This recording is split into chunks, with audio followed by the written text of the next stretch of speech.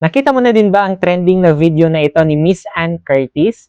And yes po, yung lugar po na pinuntahan niya is ang Siquijor Island. And yung Siquijor po is isang island na malapit po sa Dumaguete. And isa ngayon no, sa talagang pinakamagandang puntahan, lalong-lalo na po this summer. Kaya if you are interested na mag-travel dito po sa island ng Siquijor, we have tour packages po na available para sa inyo. And also, pag galing ka nung Manila or ibang lugar man, no, we can also assist yung pag-book nyo po ng flights.